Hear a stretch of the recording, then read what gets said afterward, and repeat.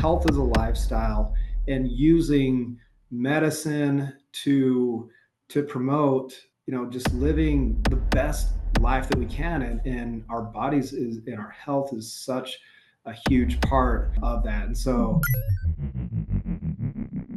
Carter, we are finally doing an overdue podcast. We really need to get out the message of what we're doing, that it's available here in Arizona. We're doing stuff that people are traveling across the world to do, and we're doing it right here. So we have a lot to talk about. We're not going to be able to cover it all, but this is our chance to at least get the ball rolling, make an introduction, let people know that we're out here. So super excited about it. Yeah, no, I love to share the story. All right, Trevor, let's start off. Tell us your background, where you're from, what you do, why you're here. So I am board certified in emergency medicine, and I've done that for a decade, and I still do it. I love it. It's really good. After doing it for a few years, I was getting frustrated just with the way that I view the world and what I wanted to do professionally, seeing that there was a huge component of what I've seen in the emergency department that just wasn't being addressed. Not just in the emergency department, but not in primary care. Just people were not healthy. They were looking for the answers in the emergency department. And, the answer was outside of conventional medicine. And so that started me on a journey to develop a practice that I felt really made a difference with people. And in the center of it is lifestyle. It's nutrition, it's exercise. That's the pillar of our practice.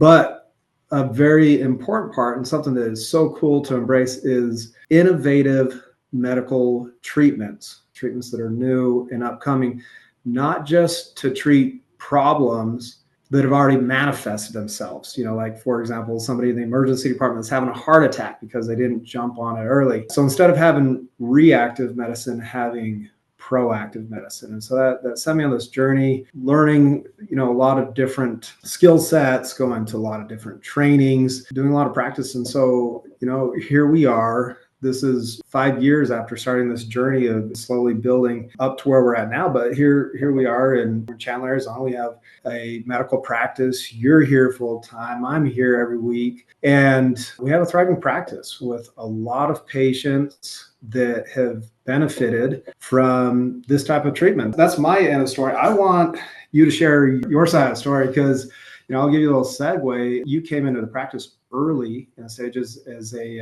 medical student, and you were so awesome that we couldn't see you leave, and you've stuck around, and you've done an amazing job with really developing this practice and making a huge difference in a lot of people's lives. So, Carter, I'm going to flip the bill. You tell us about your story and what your background.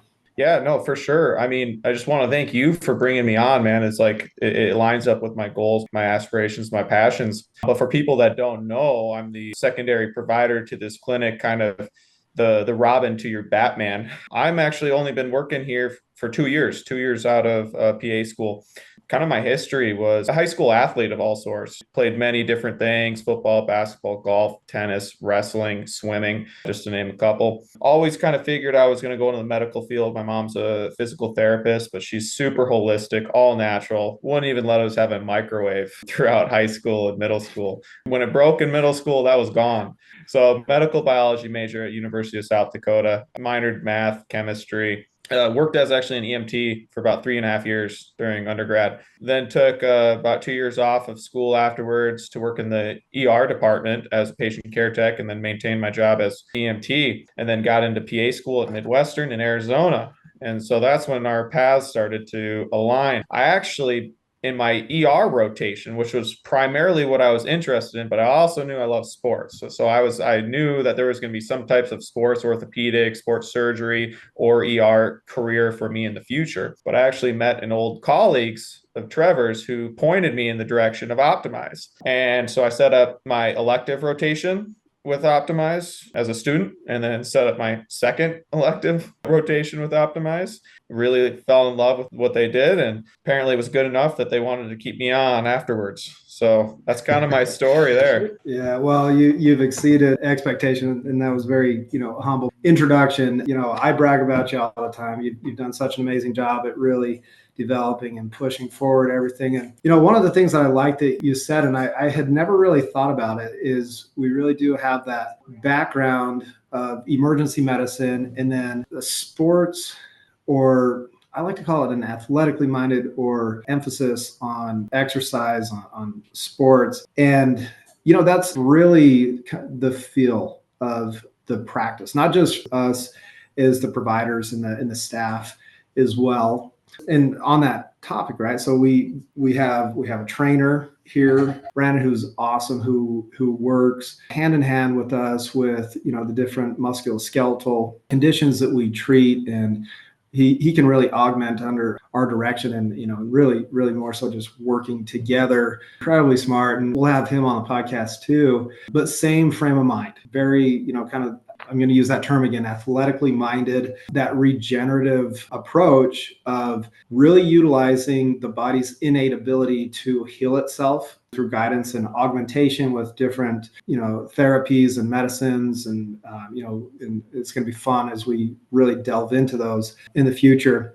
So that's the type of staff that we have here. And even, the nurses, managers, everybody is very athletically minded, very engaged in the lifestyle. Health is a lifestyle, and using medicine to promote, just living the best life that we can. And our bodies and our health is such a huge part of that. And so, it's kind of fun to sit back and talk and think about this, and how we came together, how the practice came together, type of patients. It really makes sense. Do you have maybe a thought of a patient that, we'll keep everything confidential, but just the type of patient that you see, just to kind of give a feel of the type of medicine and cases that we're seeing here? That's a good question. And there's a very broad scope of people that have been taking care of. I would say our primary demographic of patients that we see are kind of the aging athlete. That's kind of where it started. People that are a little bit too healthy for insurance, but not feeling good, not moving well. They're worried about their decline in their health and what to do, and how to prevent, these conditions that have existed in their family that are genetic, of course, And so we tailored around the 30s to 60-year-old to start. However, that definitely branches off into professional athletes that we take care of, and talented high school athletes, 101-year-old. And then additionally, now we've been seeing some patients as well that have a little bit more of a higher level of comorbidities and medical decision making, which are more difficult tasks, but we try to help where we can, especially with the proactive medicine instead of reactive that you're talking about. There's kind of two simple quotes that I like to live by here at Optimize, and one is movement is medicine. And the other, as Hippocrates said, is let medicine be thy food and food be thy medicine. And so, that's at the very basics, the simplicity of it, but it branches out to the regenerative medicine that we do, including peptides, stem cells, adipose transplant grafts, PRP, certain hormone replacement therapies, and more extended versions thereof. So yeah, I mean, it's been quite the ride for me, and even more of a roller coaster for you, Trevor. So I want you to kind of give me a little bit of a rundown. What exactly inspired you to start Optimize Performance Medicine? I know you mentioned that you have a little bit of a void, but what finally pushed you to start creating this company? It's funny. I mentioned the cases that I saw in the emergency department. I saw a lot of them, and I still do. And this patient, it was a young girl, and she came in for chronic abdominal pain. See that all the time. And on that topic, like, I'm looking around our community, country, and it's just getting less and less and less healthy, like to a concerning level. And so I have this 20-year-old, and I do a CT scan, and it's just one of those things where it's like, man, she's already been here, but she has a severe abdominal pain. And the only finding on the CT scan was a fatty liver. And it just so happened that, like, that week I had seen, like, it was like the third young patient with a fatty liver. fatty liver is like getting to the point, like because of a poor diet and poor lifestyle, is getting to the point where like liver transplants are going to be exceeded with the need for fatty liver transplants than for alcoholic cirrhosis. And it was just so like, I was like, can I go through my entire career like this? And so it's kind of weird that it all came down to a case like that. But there's so many of those things, like what another, seeing enough people suffer in the emergency department, literally suffocating from congestive heart failure. Like every time I see that, treating them, like I'll have to put a BiPAP mask on it. It's like this horrible, like suffocating feeling. And I've had to intubate people. And I've just thought like there was just, after doing that so many times and just thinking, man, like if somebody could have intervened, 10 years before, 20 years before. And the way I look at it is if you congestive heart failure, or that person with the abdominal pain, like if they're taking care of themselves, they're doing it the right way, they don't have to suffer that type of pain. Now, maybe it's a different kind of collateral pain, that we fix, maybe that congestive heart failure needs to go out and walk or run or do jujitsu or whatever the case may be. And we'll fix those little injuries that come up. Okay, yeah, your shoulder's overused. Okay, we can fix that, no brainer. But I would so much rather do that and like be able to intervene early. And I think that there's such a strong need for that. And the other component of it is the hospital setting where it's like, I want to be able to take time to talk about these lifestyle things. And when conventional medicine is set up to treat disease, if I'm in that system, then I don't have that autonomy to be able to break out from it. So it was all of those little cases and just realizing like I'm young in my career and I want to be able to look back when I retire, and I really was able to catch a lot of these people. I was able to make a difference, type of medicine that I want to practice. But I mean, I have a dream of being able to make a difference enough where we can promote the lifestyle, we can promote the healthy living and all the benefits that come from using all this amazing medicine to really promote health and keep people out of that situation. In medical school, we spend so much time on learning diagnosis and treatments, and we're really good on it. Branching out and starting an office, that was the most challenging to get out of there. But after seeing it long enough, I was like, I just need to do something. So just from that point, it started with getting some additional training. And the place that I started with was weight loss. It's like that. The one thing that makes the biggest difference, and we still do that. I think we do an amazing job. That's a hard thing in one podcast to talk about all the things that we do. On that topic, it's kind of funny because we've been doing peptides, including semaglutide. That's where I started, and that's what we're continuing to do. As we've done that's a great thing about this practice is we see the tools that are available, and it's growing. Like every month, it seems like we're continuing to master our craft and get better and better at the things that we're doing. We're introducing new things. Anyways, hopefully that answers your question, Carter. But like, I think it was just so many cases where I was just like, I have to do something. So I did like something that you talked about, and I like that story that you had mentioned about that young 20-year-old gal, chronic abdominal pain, wasn't getting better. No really major findings of a pain cause, but there is signs of deteriorating health with that fatty liver. She probably has a primary care provider. She might have seen a gastroenterologist before, who knows? But why does she still have this pain despite already seeing other specialists and revisiting the ER a couple of times? And so that kind of links me back to what are my favorite patients. And they are the difficult ones, but they're the ones that have been having problems for years, that have gone to multiple specialists. Nothing seems to work. Nobody can help them, either rheumatologies, gastroenterologies, cardiology. And ultimately, it kind of comes down to simple things like metabolic type syndrome issues, toxin exposure, either due to our food, environment, what we do, sedentary lifestyle. And so like yesterday, I had a patient come in for continued management of her hip pain, and she had chronic hip pain for 3 years. Ultimately was told that she had like gluteal tendinopathy, hamstring tendinopathy, no major real arthritis, but just debilitating hip pain. She had seen a couple orthopedists, primary care doctors, visited with a surgeon who wanted to do hip replacement, but she was wary of that just because she did not have any significant arthritis findings or chondromalacia.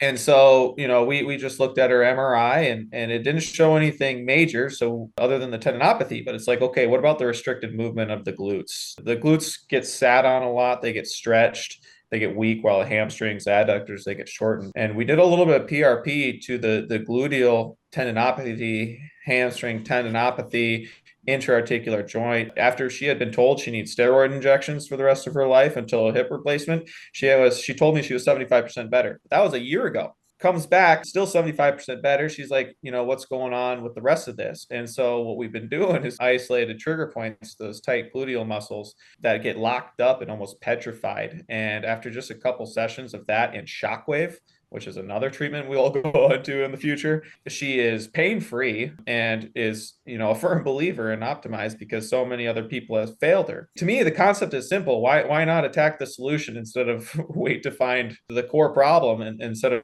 waiting to find a solution? And there's a bunch of other patients we can discuss going forward, but that's just the most recent one that I saw yesterday that really meant something. That is such a good case. Like I said, kind of going back to, just the whole vision and the whole mission. It's just, I love the example of that because in that case, number one, it's another story and there's no shortage of them where conventional medicine has failed.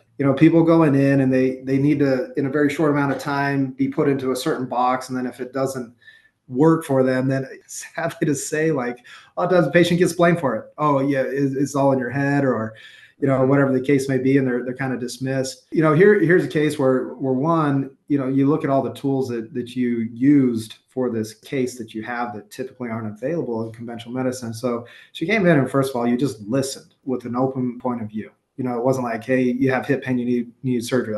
That's nice when that works, but it was much more complicated than that. You had to look outside the box. And so you had some tools. You had ultrasound that you were able to use and diagnose that. I mean, we have that. And that, once again, we could talk for hours on ultrasound alone and the utility that we have. But you were able to look at things differently, pick up things and with an ultrasound, we can pick up things in the soft tissue that you can't even see in an MRI. You can see it different. I mean, of course, we use, things globally, and we'll use an MRI, we'll use X-ray, we'll use whatever makes sense, but we have that tool. You were able to diagnose that gluteal tendonitis. You were able to, not that you're opposed to steroid injections, we do that sometimes, but you're able to do platelet-rich plasma, that PRP, where you take your own body's ability to heal. And so instead of just masking it, you're regenerating that tissue. And then she was doing some stretching and some corrective exercise, what we were talking about with Brandon, if I heard you correctly. Our most recent discussion too on this was now the incorporation of peptides, hormone replacement therapy. And there you go. And even the potential androgen replacement for cyclical healing. And so kind of a lot of tools at our disposal for that. This one case. Yeah. So, I pointed out a few. You have the shockwave with it. That's why literally hundreds of patients now over the course of years have had similar results, not just musculoskeletal, but just in a lot of different places. But I think we have been heavy on musculoskeletal because that's where we want to invest our time, with people being active, exercising. There's so many benefits. The patients that we have, they understand that health is a lifestyle and we can augment that. We can help them create it, and they're willing to invest, just like going to the gym. You come here and it's not like, hey, here's a pill, everything's going to be better. It's like, here's a regimen, here's a prescription program, and we're going to put PRP in there. We're going to invoke the inflammatory response. We're going to ask you to come in here. We're going to ask you to sweat a little bit and to stretch. And we're going to ask for a time commitment. We're going to ask you to be on point with your nutrition. That's how you fix those challenging cases. That's how you keep that person out of the operating room. That's what we like to do. We like to keep them out of the operating room. We like to keep them out of the emergency room. We like to keep them doing what they want. Going back to one of the things that you talked about briefly is the range of patients that we have, and we have a lot of world-class athletes that have come here regularly, and we have the 101 years old, and so sometimes we've had people that we've been assisting them in getting a gold medal at a world competition or competing professionally, and we've also had the person that just wants to be able to clean their house. They want to be able to get out of bed. They want to be able to sleep through the night without pain. And performance medicine is where that person's at. It's making them better. And everybody's in their own journey. It's a very personalized experience that they have. I'm glad that you shared that example. And I think that hopefully, taking this time, we've kind of given just a a teaser, just have whetted the appetite with what it is that we do, some of the tools that we have to do it. And, we have a lot to talk about with what we do in a little bit more detail. And I think that the cool thing is I think a lot of people are if we can reach out and say, hey, don't get that surgery.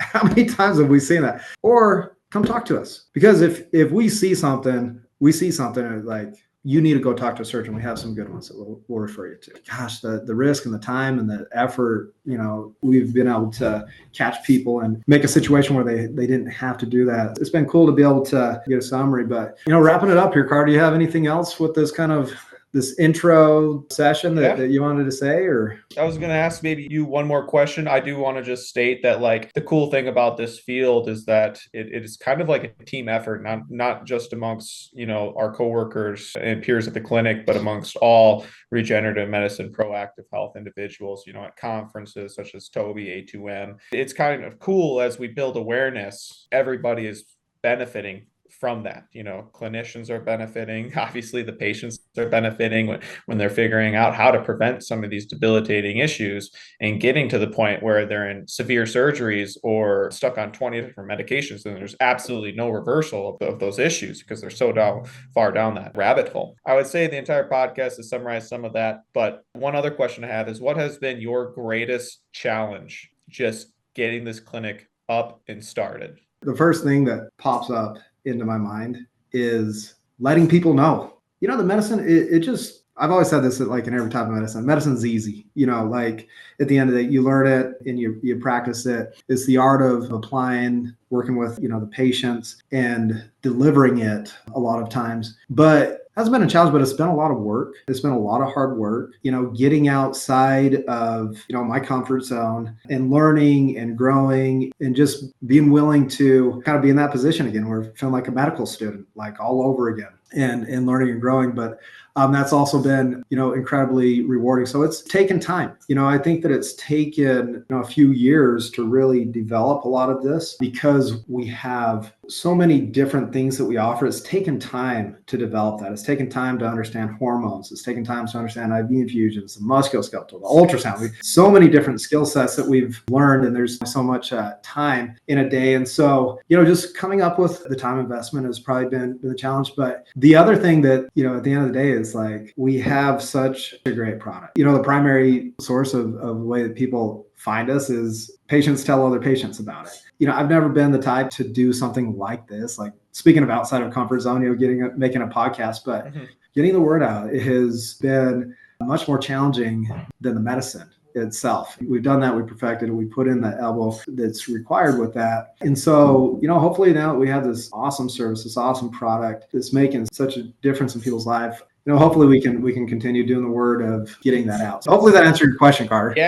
No, it's funny and relatable even within the clinic, just with your awareness of letting people know in time, because you and I, we both go over time on all our consults, trying to explain this to the patients, and next thing you know, we're behind on schedule, and it's a repetitive thing. So our poor office manager trying to keep us on track is also another challenge. Thanks for everything, man. Thanks for letting us know all about the clinic, how it works. A good introductory to what we're doing. I appreciate you for bringing me onto the team. It's been an absolute joy, a challenge, but a joy. Thank you, man. It's fun to sit here and just take a second and look back. You've done some amazing things, and you've seen this practice grow quite a lot. So it's been fun. This is the first of more to come. We're continually working on the website to educate a little bit more, but the best way is if anybody has a condition or an issue that they're looking on, they want to see if there's a better way to do it, or they haven't found the right answers conventionally. Hopefully they can check us out, Optimized Performance Medicine.